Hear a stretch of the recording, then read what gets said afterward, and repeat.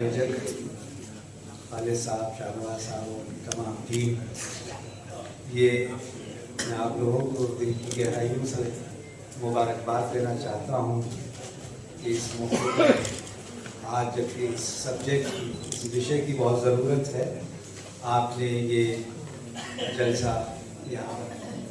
कायम किया और उस बात को याद दिलाने की कोशिश कर रहे हैं जिसके तहत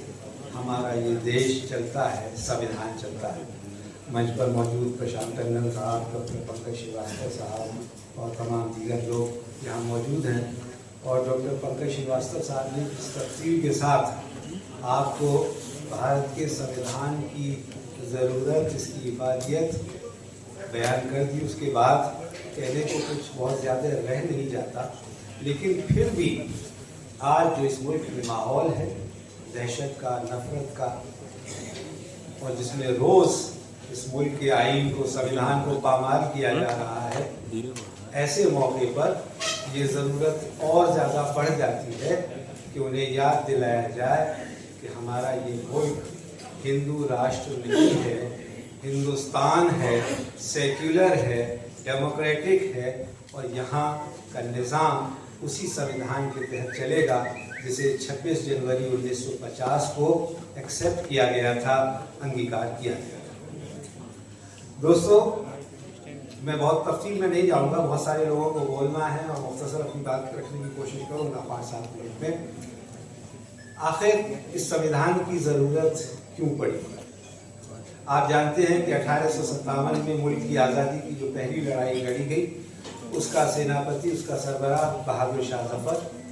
और 90 बरस बाद जब वो आज़ादी की लड़ाई ख़त्म हुई तो उसका सबसे बड़ा सिपहसालार सेनापति महात्मा गांधी थे।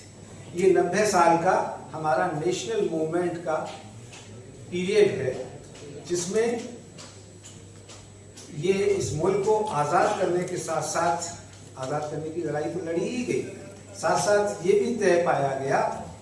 कि जब हम आज़ाद होंगे, जब हम अंग्रेज़ी हुकूमत से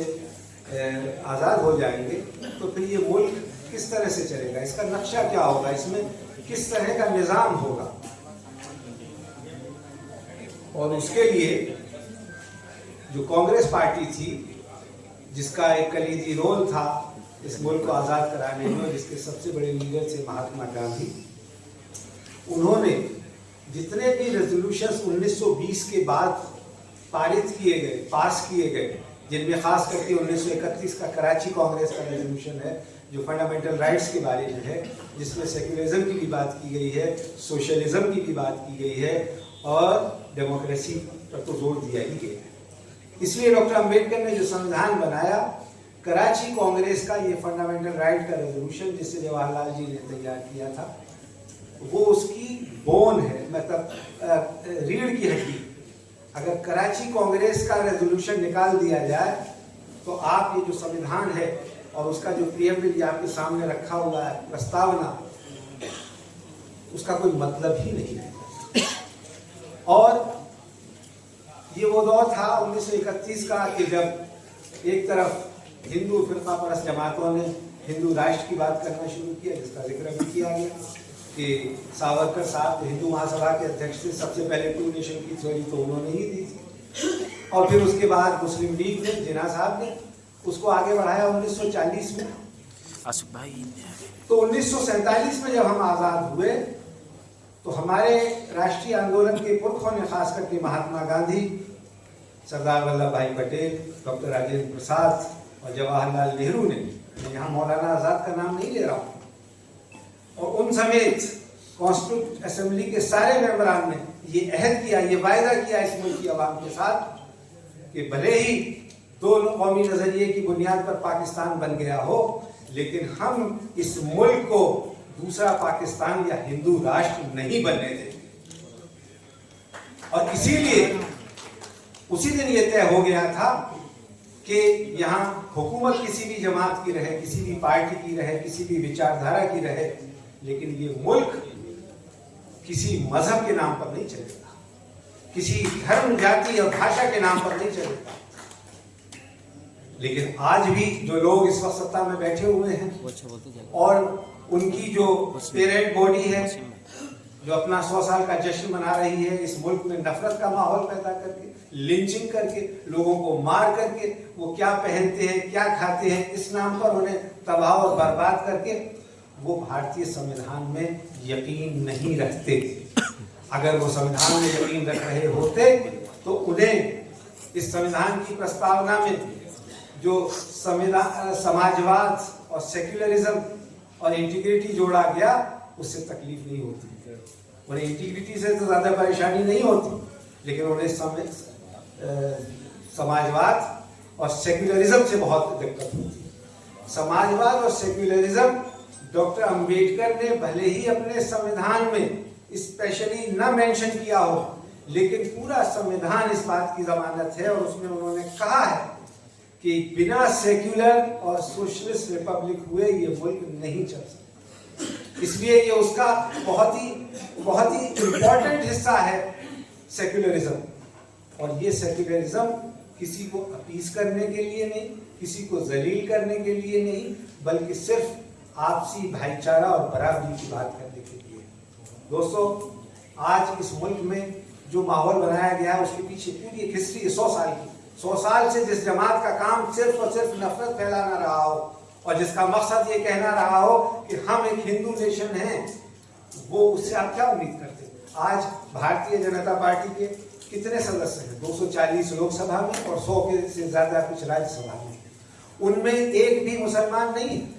तो क्या आप इसे सेक्युलर मुल्क कह सकते हो? सेक्युलर पार्टी कह सकते हो? सत्ताधारी सेक्युलर पार्टी कह सकते हो? एक टेलीविजन डिबेट में एनडीटीवी पर मैंने कहा कि इसे सेक्युलर निजाम नहीं कहा जा सकता। तो एंकर ने मुझसे कहा कि साहब, ये तो भारतीय संविधान के तहत चुनी हुई सरकार है और भारतीय संविधान के तहत चुनी हुई पार्टी है, इसे आप कह सकते हैं? मैंने कहा यकीनन ये भारतीय संविधान के तहत चुनी हुई सरकार है, लेकिन इसे आप इंक्लूसिव डेमोक्रेसी या पार्टिसिपेटरी डेमोक्रेसी नहीं कह सकते। और जब तक इस मुल्क में रहने वाले हर आदमी को यह एहसास ना हो कि ये सरकार मेरी है, ये वजीर आजम मेरा है, ये राष्ट्रपति मेरा है, ये सरकार मेरी है, या इसमें मेरे साथ मेरे मजहब, जाति, धर्म, भाषा के नाम पर, मेरे लिबास के नाम पर कोई डिस्क्रिमिनेशन नहीं किया जाएगा, ये एहसास जब तक नहीं हो जाता, तब तक इस मुल्क को में कोई भी जमात हो, वो अपने आप को सेक्युलर जमात नहीं कह सकती, या वो सेक्युलर संविधान पर चलने का दावा नहीं कर सकती। तो मैं एक बार फिर आप सब लोगों को मुबारकबाद देता हूँ कि हालांकि इमरजेंसी में बहुत सारी ज्यादतियाँ हुई, बहुत सारे लोगों को जेल में डाला गया, बहुत सारे जुल्म ज्यादतियाँ हुई, तो कुमार गेट से लेकर के अरेना मुजफ्फरनगर तक गोलीकांड भी हुए, लेकिन कोई अच्छा काम इंदिरा गांधी ने किया तो वो ये कि इसे संविधान की प्रस्तावना में जोड़ा। और इसलिए होना तो ये चाहिए कि हमारे बच्चे जब स्कूल जाएं तो वो कोई प्रेयर पढ़ें या ना पढ़ें, उन्हें ये प्रस्तावना जो आपके सामने रखी हुई है, इसे जरूर पढ़वाया जाना चाहिए, ताकि वो एक अच्छे नागरिक, एक अच्छे हिंदुस्तानी, एक अच्छे भारतीय बन सके। क्योंकि ये प्रस्तावना ही उन्हें इस बात का एहसास कराती है कि वो किस तरह के नागरिक इस देश में होंगे। दोस्तों, लड़ाई लंबी है, अभी शुरुआत है। पिछले 75 वर्षों में आज़ादी के बाद ये तमाम इस तरह की फोर्सेस आई हैं और आज तो सत्ता में बैठी हुई है। इनका काम है कि इस देश के संविधान को ख़त्म करना, क्योंकि इस संविधान के ख़त्म होने से ही उनकी विचारधारा सही मायने में लागू हो पाएगी। जो अभी उन्होंने भारतीय संविधान के गार में, उसकी आड़ में जो इम्प्लीमेंट कर रहे हैं कि ये देश हिंदू राष्ट्र है और इसको by all practical purposes Hindu राष्ट्र बनाया जा रहा है, बल्कि काफ़ी हद तक बना दिया गया। इसलिए इस रूम में बैठे हुए लोग, इस कमरे में बैठे हुए लोग अगर आज ये आज़म करें कि वो जिस मकसद से यहाँ आए हैं, अगर वो उस पर कायम रहेंगे, तो यकीनन ये पूरे मुल्क की आवाम की आवाज़ होगी और हमारा ये खूबसूरत मुल्क, जो बहुत ही प्यारा मुल्क है, दुनिया में दूसरी इसकी कोई मिसाल नहीं मिलती, हिंदुस्तान, ये सही मायने में तरक्की करेगा। दोस्तों, पाकिस्तान बन जाने के बावजूद, और आप अपने आस पड़ोस में देखिए कि चाहे नेपाल हो, बांग्लादेश हो, श्रीलंका हो, वहाँ या तो आर्मी डिक्टेटरशिप रही या दूसरी तरह की हुकूमतें रही, लेकिन वहाँ डेमोक्रेसी सही मायने में, लोकतंत्र सही मायने में कायम नहीं हो पाया। वो हुआ तो हमारे इस मुल्क में हुआ, लेकिन इसको इसका एक विकृत रूप इस्तेमाल करके या इसका इस्तेमाल करके डेमोक्रेसी का, लोकतंत्र का अगर कोई शख्स या कोई आइडियोलॉजी या कोई पार्टी या कोई विचारधारा इस मुल्क को मेजोरिटेरियन कम्युनल एजेंडे पे चलाना चाहती है तो वो मुमकिन नहीं होगा, क्योंकि हिंदुस्तान का 5000 साल इतिहास इस बात का गवाह है कि क्रिश्चियनिटी, इस्लाम, बौद्ध धर्म और उससे आने से बहुत पहले ये मुल्क सेक्युलर था और सेक्युलर रहेगा। बहुत बहुत शुक्रिया।